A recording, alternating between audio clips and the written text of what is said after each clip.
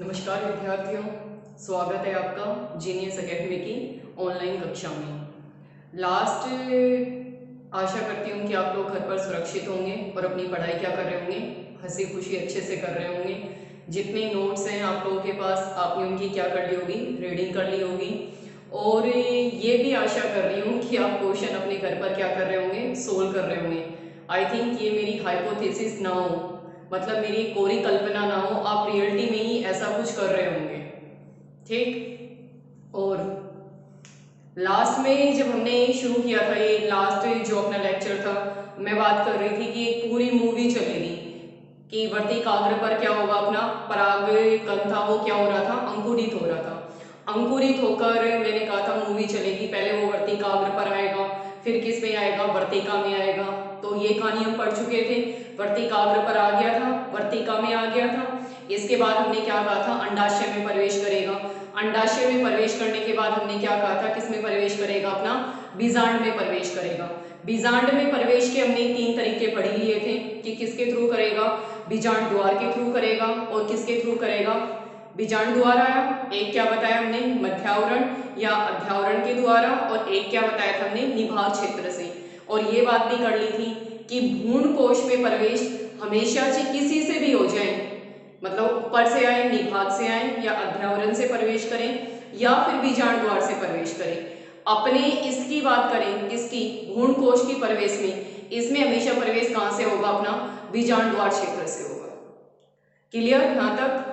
कोई डाउट कि कहां पर कहानी हम कर चुके थे कि पूरी प्रोसेस चलेगी, वर्तिकाग्र से शुरू होगा यहां से। ठीक, ये वर्तिकाग्र, फिर वर्तिका, फिर क्या था, अंडाशय, और फिर क्या था अपना बीजांड। बीजांड के बाद भी अंदर की तरफ क्या होता है, अपना भ्रूण कोश होता है। तो इतनी कहानी हम कर चुके हैं।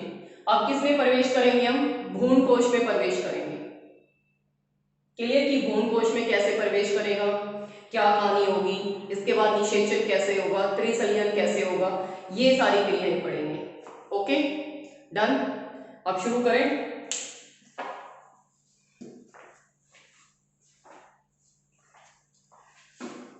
हम कह रहे हैं कि भ्रूण कोश में प्रवेश कैसे करेगा। भ्रूण कोश में प्रवेश के 3 तरीके हैं। यहां पर तो क्या है, अपनी अंड कोशिका, और ये तो कौन सी, इसकी सहायक कोशिका है।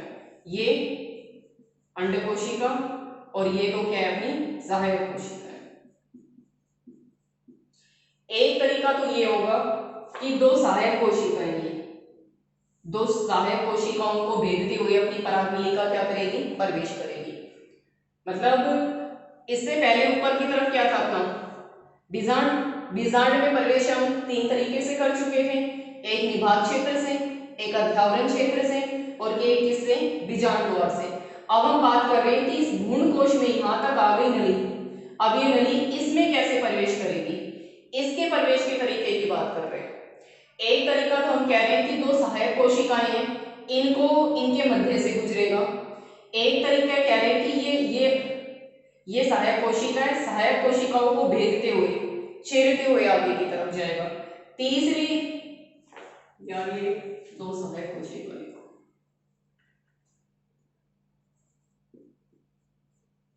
2 सहायक कोशिकाओं के माध्यम से।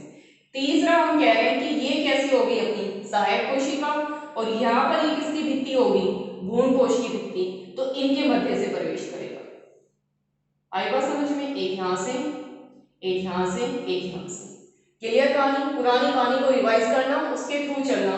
पहले भी मैंने बताया था कि मूवी की तरह चलेगा, तो कंटिन्यू इसको रखना। ठीक है, तो 3 तरीके से प्रवेश करेगा। एक तो क्या, 2 सहायक कोशिकाओं के मध्य से, ये 2 क्या, अपनी सहायक कोशिका, इनके मध्य से प्रवेश करेगा। दूसरा है भ्रूण कोश, ये भ्रूण कोश, और ये कौन सी, अपनी सहायक कोशिका। तो सहायक कोशिका भ्रूण कोश की क्या होगी, भित्ति होगी, इसके मध्य से प्रवेश करेगा। और तीसरा तरीका कौन सा है, सहायक कोशिका को भेदेगा। तो इन 3 तरीके से अपना भ्रूण कोश क्या करेगा, भ्रूण कोश में क्या करेगी, परागनलिका प्रवेश करेगी। क्लियर? 2 सहायक कोशिकाओं के मध्य से, और किसके मध्य से, अपनी सहायक कोशिकाओं को भेदते हुए, और सहायक कोशिकाएं और भ्रूण कोश के मध्य से अपनी परागनलिका किसमें प्रवेश करेगी, अंड को, इसमें भ्रूण कोश में प्रवेश करेगी। डन। अब आगे करेंगे। एक बार स्क्रीनशॉट लो इसका। हो गया डन।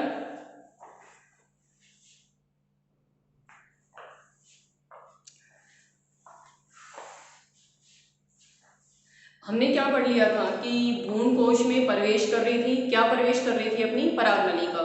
परागनलिका प्रवेश कर गई, प्रवेश करने के साथ साथ कौन सी रिएक्शन होगी, तो आपको बुक में टॉपिक ये मिल सकता है कि परागनलिका का भ्रूण कोश में प्रवेश के चरण, कि परागनलिका है वो भ्रूण कोश में प्रवेश कर रही, तो कौन कौन कौन सी प्रोसेस होगी।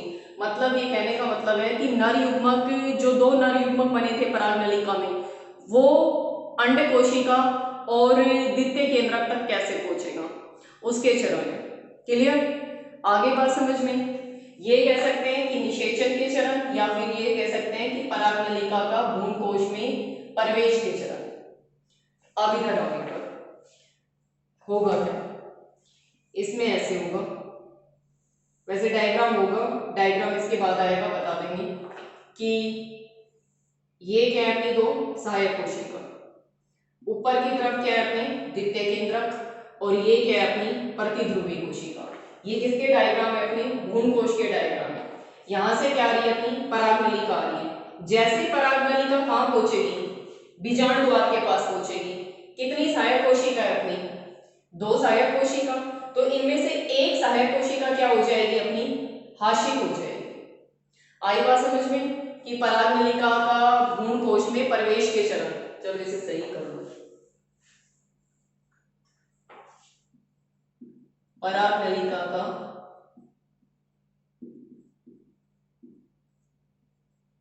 भ्रूण कोश में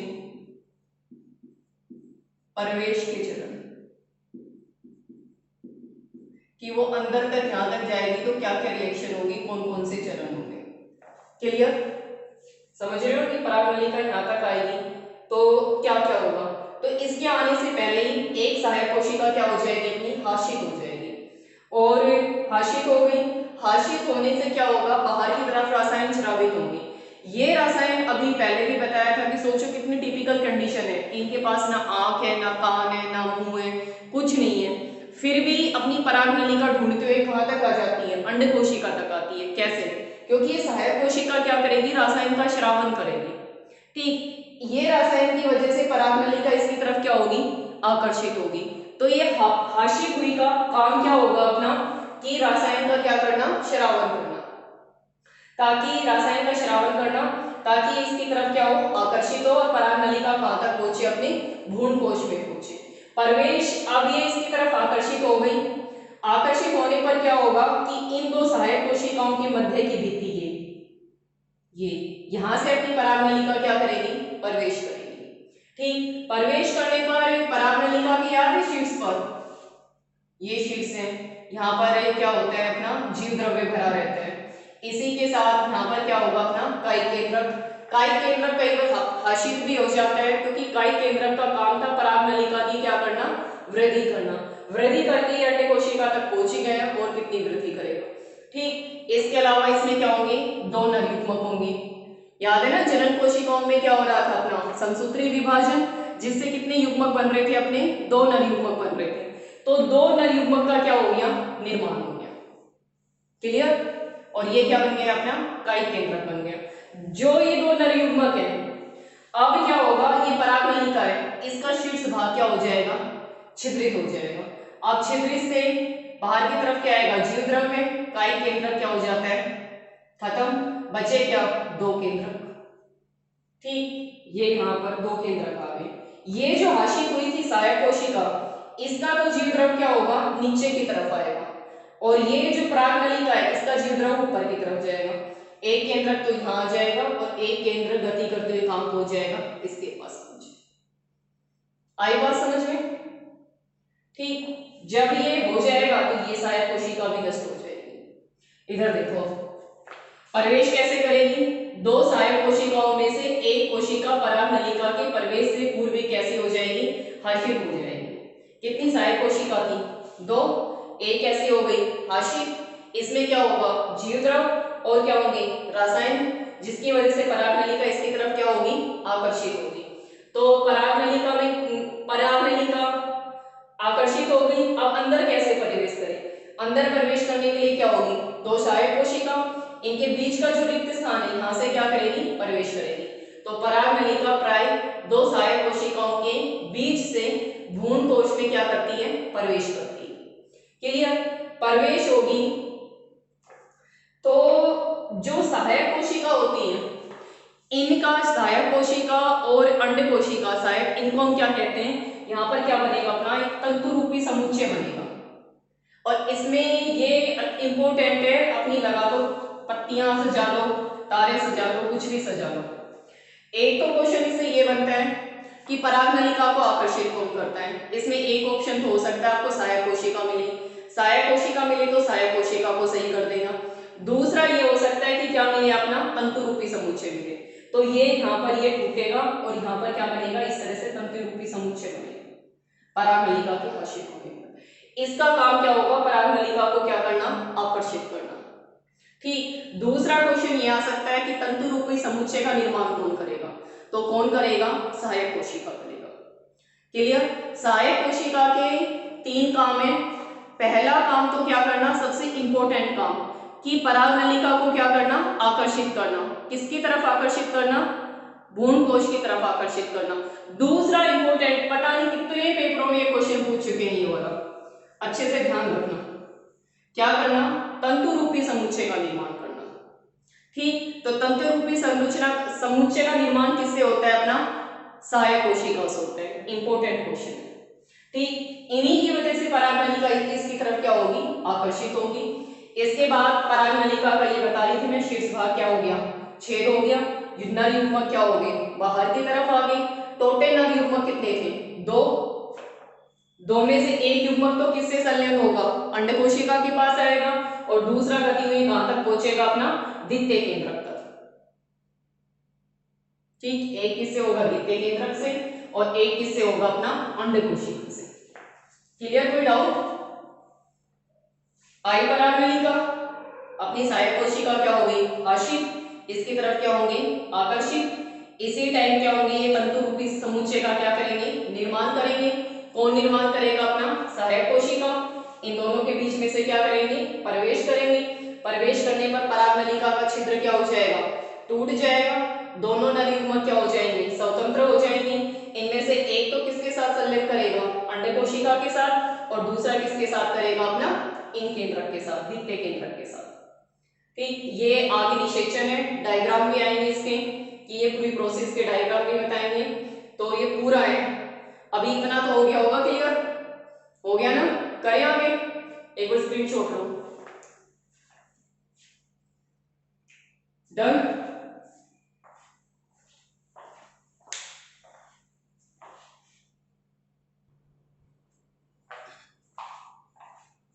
नेक्स्ट टॉपिक कौन सा है? अपना द्विनिषेचन। पूरी यूनिट का, पूरे चैप्टर का सबसे इंपॉर्टेंट कैरेक्टरिस्टिक है क्या? द्विनिषेचन। पूरी लाइन इसमें सारी की सारी लाइन कैसी है? इंपॉर्टेंट। हर चीज को अच्छे से याद रखना है। इस टॉपिक से मतलब घुमा घुमा के, कि कभी तो त्रिसल्यर के बारे में पूछते हैं, कभी द्विगुणित युग्मक के बारे में पूछते हैं, कभी इसे एमसीक्यू से क्वेश्चन बनाते हैं। तो इस टॉपिक पे से क्वेश्चन पूछा जाता है, तो अपने दिमाग कान सब कुछ खोलो, जागरूक अवस्था में इसको क्या करो? पढ़ो। तो पहला किसकी हम बात कर रहे हैं? द्विनिषेचन की। द्विनिषेचन का मतलब क्या हो गया? कि दो बार क्या होना? निषेचन होना। अपनी क्या आ गई थी? परागनलिका। परागनलिका में कितने युग्मक थे? दो। यहाँ पर क्या है? अपना अंडे कोशिका, और यहाँ पर क्या है? अपनी द्वितीय केंद्रक। तो इन युग्मक का इससे संलयन होना एक, और एक इससे संलयन होना, दो पर संलयन हो रहा है, इसलिए इसी प्रोसेस को हम क्या कहेंगे? द्विनिषेचन कहेंगे। आई। और ये एंजियोस्पर्म का एक मुख्य लक्षण है, याद रखना। एंजियोस्पर्म का ही मुख्य लक्षण है कि अपना द्विनिषेचन।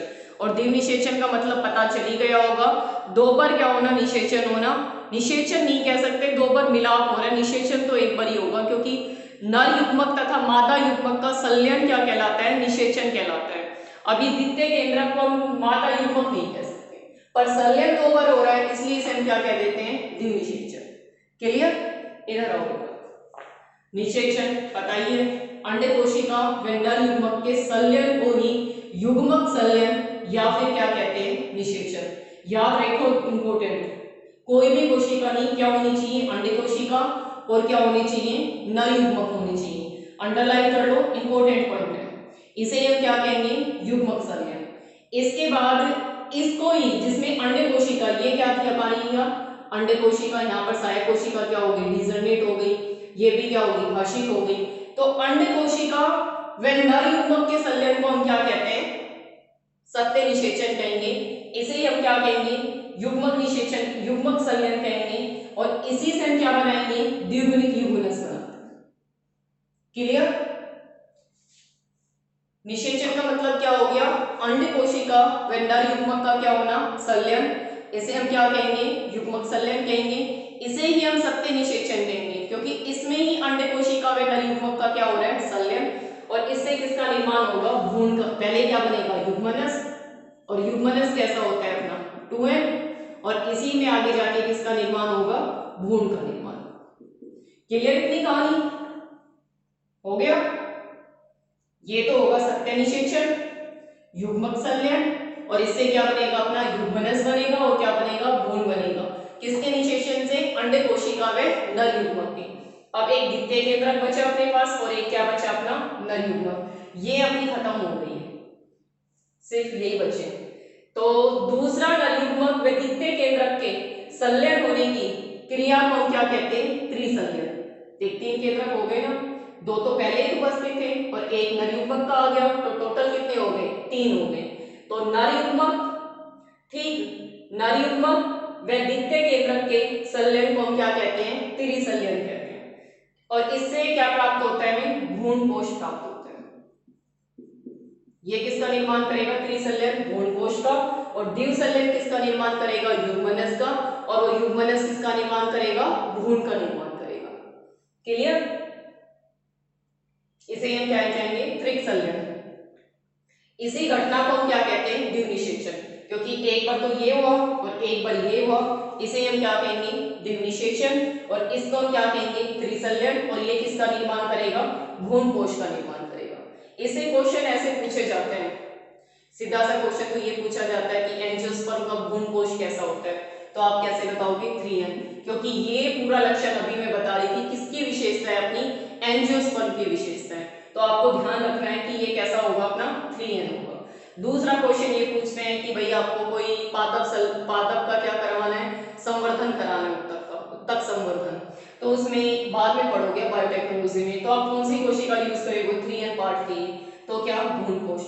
आपको इन शॉर्ट ये याद रखना है कि एंजियोस्पर्म का भ्रूण कोश तो कैसा होगा, 3n, और जिम्नोस्पर्म उसका कैसा होगा, अपना n।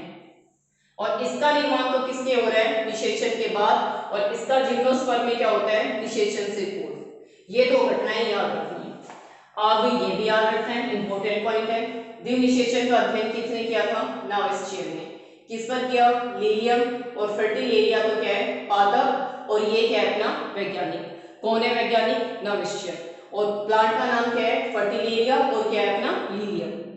क्लियर, फर्टिलेरिया और लिलियम, और नाविस्चियन क्या है, अपना प्लांट का नाम है।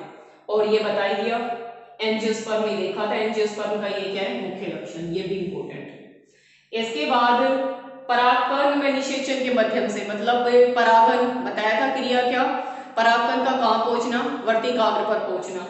वर्तिकाग्र पर पहुंच गया, ठीक। और अब वो परागन जो वहां पर पहुंचा था, परागकण, पराग नली बनेगी, फिर पराग नली का वर्तिका को चीरेगी, फिर किसको चीरेगी, अंडाशय को, और फिर किसके पास पहुंचेगी, बीजांड के पास पहुंचेगी। इसमें क्या लगता है, समय लगता है 2 से 25 घंटे का। अलग अलग पौधे में अलग अलग काल है। इसे हम क्या कहेंगे, अपना निषेचन काल कहेंगे, जो समय लगेगा उसे। क्लियर, अच्छे से देखो इसे एक बार, पहले स्क्रीन छोड़ लो। डन, सीधा है। निषेचन, युग्मक संलयन, इसे हम क्या कहेंगे, सत्य निषेचन। युग्मक संलयन क्या है, अपना अंड कोशिका में नर युग्मक का। और ये क्या है, सत्य निषेचन। सत्य निषेचन से क्या बनेगा, युग्मनस, और युग्मनस से किसका निर्माण होगा, भ्रूण का निर्माण होगा। इसके बाद क्या है, अपना त्रिसंलयन। द्वितीय केंद्रक में नर युग्मक को हम क्या कहेंगे, त्रिसंलयन। ये किसका निर्माण करेगा? भ्रूण कोश का। और इसे हम क्या कहेंगे? इसको आगे जाके द्विनिषेचन क्रिया कहेंगे, क्योंकि एक बार निषेचन यहाँ और एक बार निषेचन यहाँ। ये अपना वैज्ञानिक है, इंपोर्टेंट है, नवेशियन। पौधा कौन सा था? फर्टिलेरिया। तथा कौन सा था? लीलियम। इसके बाद समय कितना लगेगा? 2 से 25 घंटे का। इतना अलग अलग पौधे में अलग अलग होते हैं। हो गया क्लियर?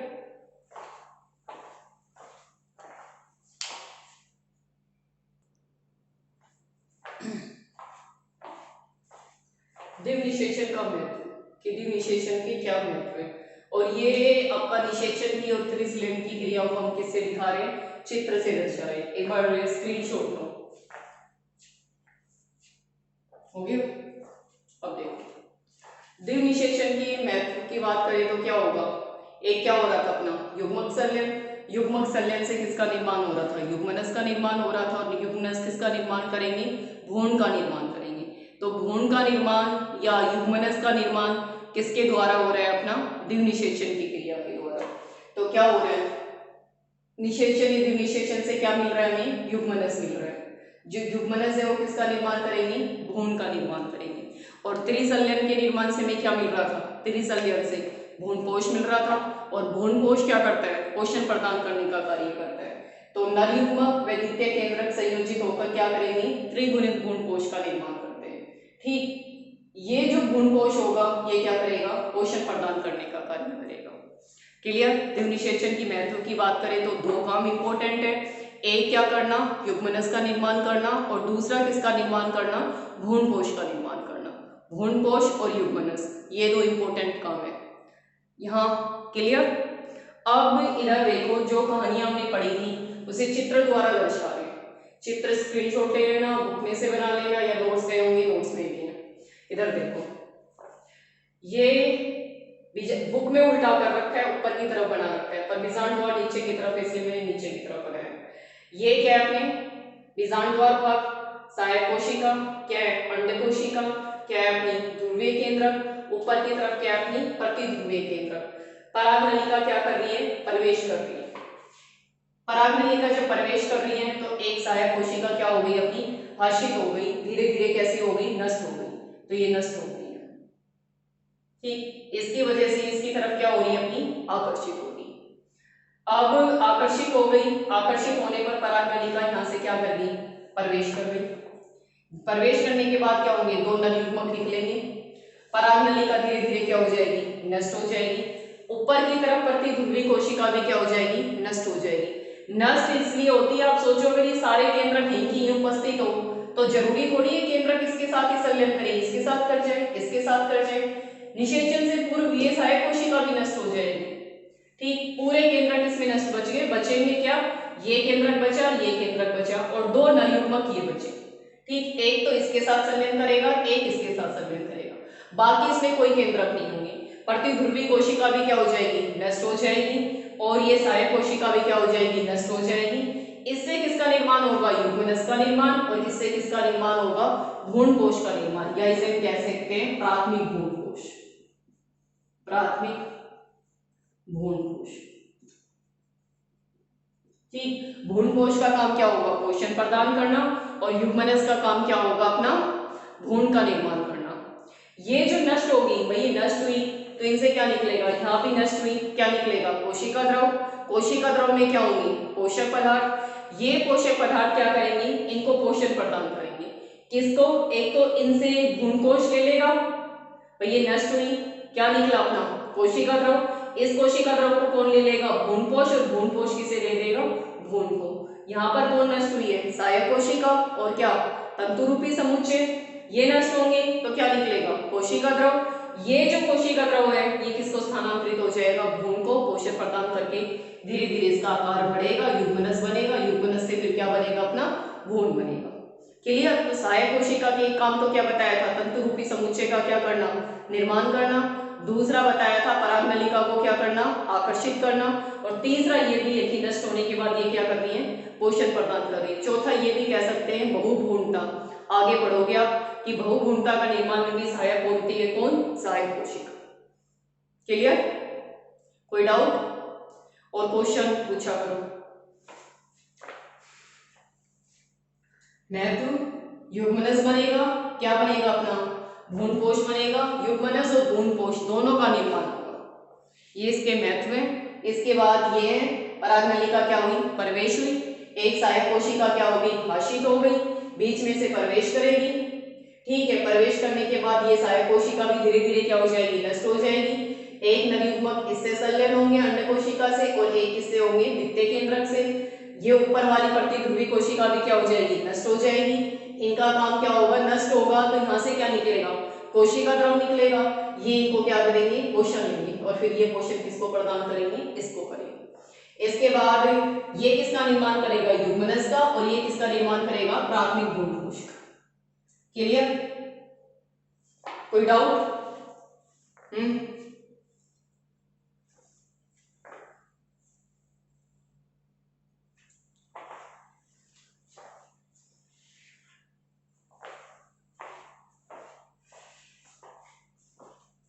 सो आज का लेक्चर क्या हो रहा है, डन।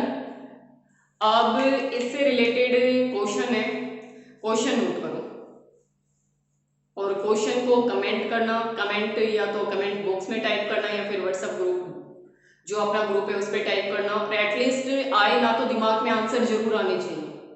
आंसर आ रहे हैं तो गाड़ी सही चल रही है, अगर नहीं आ रहे तो फिर आप डाटा ही खराब कर रहे हो फोन का, और मैं यहाँ खड़े होके काम टाइम खराब कर रही हूँ और कुछ नहीं हो रहा।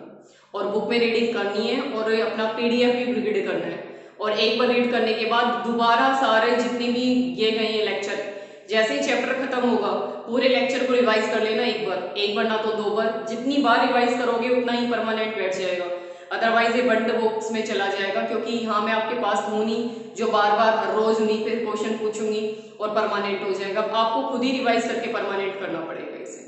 ठीक, तो बार बार लेक्चर को देखो, एक बार देखने से कुछ नहीं होगा। ठीक, क्वेश्चन नोट करो। पहला, देव निषेचन की खोज किसने की, लिख लिया, देव निषेचन की खोज किसने की।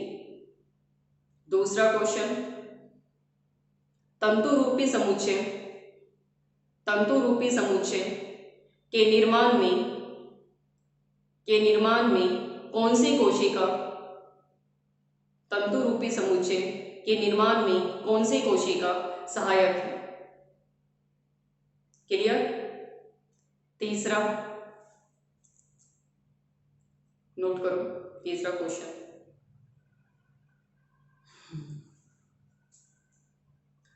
भ्रूणकोश में परागनलिका कहां से प्रवेश करती है। भ्रूणकोश में परागनलिका कहां से प्रवेश करती है। Last and best note list, last question लिख लिए तीनों क्वेश्चन। निषेचन की खोज, ठीक, परागनलिका में कहां से प्रवेश करेगी, और तंतु रूपी समुच्चय का निर्माण किससे होगा। फोर्थ क्वेश्चन नोट करो और लास्ट क्वेश्चन है,